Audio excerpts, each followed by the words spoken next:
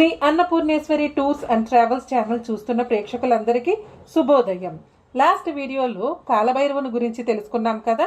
ఇక ఈ వీడియోలో కాశీ విశ్వనాథుని దర్శించుకోవాలంటే ముందుగా ఏ ఏ ఆలయాలను దర్శించుకోవాలో ఇప్పుడు వివరంగా తెలుసుకుందాం.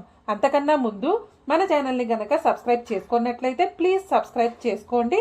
పక్కనే ఉన్న బెల్ ఐకాన్ కూడా క్లిక్ చేయండి. అప్పుడే నేను అప్లోడ్ చేసే ప్రతి వీడియో కూడా మిస్ కాకుండా చూడవచ్చు. Please like, share and comment. Kashi నగరం మందు పవిత్ర గంగా నది ఒడ్డున వెలిసిన జ్యోతిర్లింగమే ఈ కాశీ విశ్వేశ్వర లింగం. వరుణ మరియు అసి అనే రెండు నదుల మధ్య ఉన్న నగరమే వారణాసి నగరం.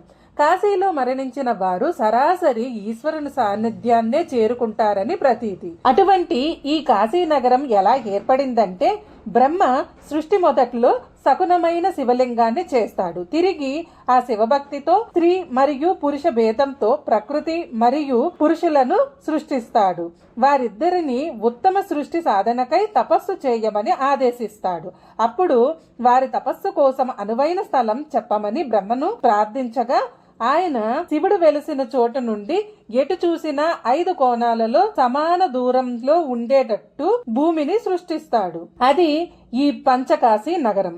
ఈ పంచకాశీ నగరంలోనే విష్ణువు శివుడి కోసం తపస్సు చేయగా ఆ తపస్సు ఫలించి అక్కడ అనేక జలధారలు ప్రవేశించాయి. ఆ అదృష్టాన్ని చూసి విష్ణువు తలాడించగా ఆయన చెవి నుండి ఒక మణి కింద పడింది. ఈ స్థానమే మణికర్ణికగా పేరుగాంచింది.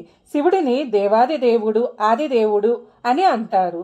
ముల్లోకాల యొక్క ఆది మరియు అంతాన్ని చూడగల శక్తి కేవలం శివుడికి మాత్రమే ఉంటుంది.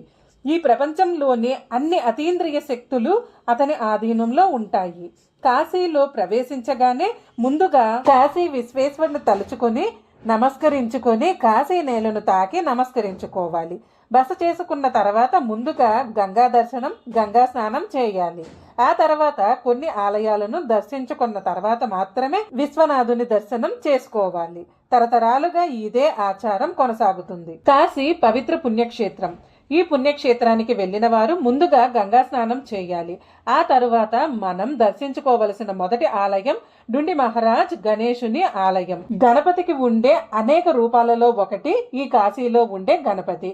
ఈ డుండి గణపతి విగ్రహం కాశీ విశ్వనాథ ఆలయ ప్రవేశ ద్వారం వద్ద ఉంది. శ్రీ డుండిరాజ్ గణేశుణ్ణి పూజించకుండా కాశీ తీర్థయాత్ర అసంపూర్తిగా మిగిలిపోతుంది. శ్రీ గణేశ స్వరూపం యొక్క గొప్పదనం అలాంటిదని చెప్తారు. అక్కడే సాక్షి గణపతి ఆలయం కూడా ఉంది. కాశీ విశ్వనాథ ఆలయానికి సమీపంలో ఉండే ఇంకొక ఆలయం అన్నపూర్ణాదేవి ఆలయం.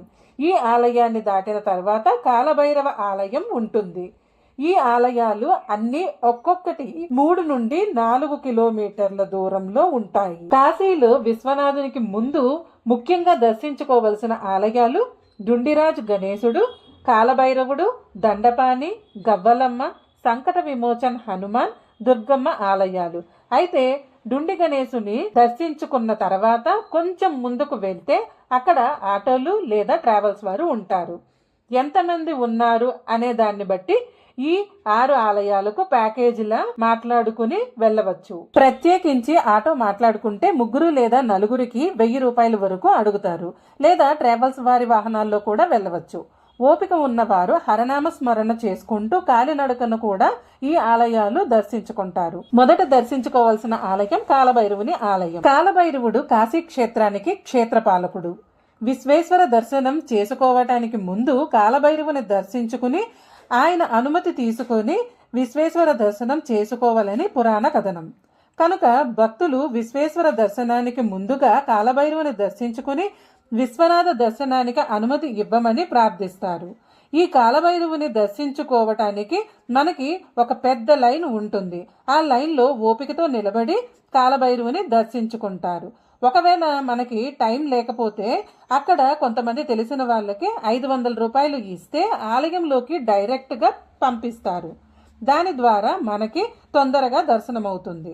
అయితే మనం బయటికి వచ్చిన తర్వాత కొంతమంది మనకి కాశీ తాడు కట్టి డబ్బులు అడుగుతారు. మీకు ముందుగా ఎంత ఇవ్వాలనేది చెప్పరు. కట్టిన తర్వాత 1000 నుండి 1500 వరకు అడుగుతారు. అందుకని మీరు కాశీకి వెళ్ళినప్పుడు జాగ్రత్తగా గమనించుకోండి. వారికి ఒక 100 రూపాయల వరకు ఇవ్వవచ్చు, అంతకన్నా ఎక్కువ ఇవ్వవలసిన అవసరం లేదు. తర్వాత దర్శించుకోవలసిన ఆలయం దండపాణి ఆలయం. ఈ దండపాణి ఆలయం కాశీలోని ముఖ్యమైన ఆలయాలలో ఒకటి. దండపాణి అనే బిరుదు శివుడు ఒక యక్షుడికి తన తీవ్రమైన తపస్సుతో సంతృప్తి పరిచిన తర్వాత అతనికి ఇచ్చాడు. అతను చిన్నతనం నుంచి పరమశివ భక్తుడు. దండపాణి అసలు పేరు హరికేశ. తన దండతో కాశీ ప్రజలను రక్షించడం అతని కర్తవ్యం. కాశీలో ఎవరిని అనుమతించాలో, కాశీ నుండి ఎవరిని బయటికి పంపాలో చూడటం అతని కర్తవ్యం. అందుకే ముందుగా ఈ దండపాణిని దర్శించుకున్న తర్వాత విశ్వేశ్వరుని దర్శించుకోవాలని చెప్తారు. తర్వాత దర్శించుకోవలసిన ఆలయం గవ్వలమ్మ ఆలయం. ఈ ఆలయాన్ని కౌదీమాత ఆలయం అని కూడా పిలుస్తారు. ఈ గవ్వలమ్మ విశ్వనాథుని సోదరి అని చెప్తారు. అయితే ఈ గవ్వలమ్మ కాశీలో ఉండాలని అనుకుందని, కానీ అక్కడ దేవతలు ఆమెను తిరస్కరించారని, అందుకే ఆ గవ్వలమ్మ శివుణ్ణి ప్రార్థించడంతో ఆయన కరుణించి ఆవిడను కాశీలో ఉండమని ఆదేశించారని చెప్తారు. అంతేకాదు కాశీకి వచ్చి గవ్వలమ్మను దర్శించుకోకపోతే యాత్ర ఫలితం రాదని కూడా శివుడు వరమిచ్చాడంటారు. ఇలా ఈ అమ్మవారి ఆలయం వెలసింది. ఈ అమ్మవారిని దర్శించుకోవటానికి వెళ్ళినప్పుడు ఒక జాకెట్ ముక్కను ఇంకా 5 గవ్వలను తీసుకువెళ్తారు. దర్శించుకున్న తర్వాత ఆ గవ్వల్లోంచి ఒక గవ్వను మనకి ఇస్తారు. ఆ గవ్వని మన పూజా మందిరంలో ఉంచితే మనకు సకల ఐశ్వర్యాలు పొందుతామని చెబుతారు. తర్వాత సంకట విమోచన హనుమాన్ దర్శించుకుంటాము. మధ్యయుగానికి చెందిన సన్యాసి, రామాయణ సృష్టికర్త అయిన తులసీదాసుకు హనుమంతుడు ప్రత్యక్షమైన ప్రదేశంలో నిర్మించబడినట్లు విశ్వసిస్తారు. ఈ ఆలయంలో హనుమంతుడికి ప్రధానమైన మంగళ, శనివారాల్లో విశేష పూజలు నిర్వహించబడతాయి. కాబట్టి ఈ 2 రోజుల్లో ఆలయానికి వేలాది మంది భక్తులు వస్తుంటారు. కష్టాల నుంచి భక్తులను కడతేర్చే దేవుడిగా ఇక్కడ కొలువై ఉన్న హనుమంతుడిని భక్తులు ఎంతో భక్తితో ఆరాధిస్తారు. ఇక్కడ అనేక ఆధ్యాత్మిక, సాంస్కృతిక కార్యక్రమాలు జరుగుతాయి. ఇక్కడ భక్తులు ఆకు పూజలు చేయించుకుంటారు. అలాగే సుందరాకాండ పారాయణాన్ని కూడా చదువుతుంటారు. ఈ ఆలయం మధ్యాహ్నం 12 గంటలకు మూసివేస్తారు. మనం దర్శించుకోవాలంటే 12 లోపలే దర్శించుకోవాలి. మళ్ళీ సాయంత్రం 4 గంటల తర్వాత ఈ ఆలయాన్ని తెరుస్తారు. తర్వాత దుర్గమ్మని దర్శించుకుంటాము. ఇక్కడ అమ్మవారు స్వయంభు మూర్తి అని భక్తులు నమ్మకం. ఇక్కడ నవరాత్రుల ఉత్సవాలు ఘనంగా జరుగుతాయి. ఆలయ గోపురం ఉత్తర భారత నాగర శైలిలో నిర్మించబడింది. గుడి దగ్గర ఉన్న కోనేరును దుర్గాకుండ్ అంటారు. ఈ కోనేరు ఇదివరకు నదిలో స్వరంగ మార్గం ద్వారా కలపబడి ఉండేది, కానీ ఆ స్వరంగాన్ని తర్వాత మూసివేశారు. నాగపంచమి నాడు ఇక్కడ విష్ణువు శేషసాయిగా ఉండే దృశ్యాన్ని ప్రదర్శిస్తారు. ఇక్కడ చండీ పారాయణాలు, హోమాలు కూడా చేస్తూ ఉంటారు. ఇవన్నీ ఆలయాలు దర్శించుకునేసరికి మనకి మధ్యాహ్నం 3 గంటలు అవుతుంది. ఆ తర్వాత ఘాట్ల దగ్గరకు వెళ్ళాలంటే 1.5 గంటల సమయం పడుతుంది. అలా ఘాట్ల దగ్గర నుంచి 2 కిలోమీటర్ల వరకు నడుచుకుంటూ వెళ్తే మనం దశేశ్వమేధ ఘాట్ దగ్గరకు చేరుకుంటాము. అక్కడ గంగాహారతి సాయంత్రం 6:45 ఇస్తారు.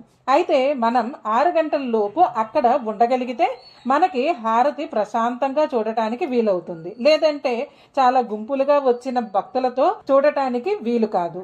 ఇలా ఈ ఆలయాలను దర్శించుకున్న తర్వాత విశ్వనాథుడిని దర్శించుకోవాలని ప్రతీతి. మరిన్ని ఆధ్యాత్మిక విషయాల కోసం మన ఛానల్ని సబ్స్క్రైబ్ చేసుకోండి. ఈ వీడియోని చివరి వరకు చూసినందుకు ధన్యవాదములు. సర్వేజన సుఖినో భవంతు.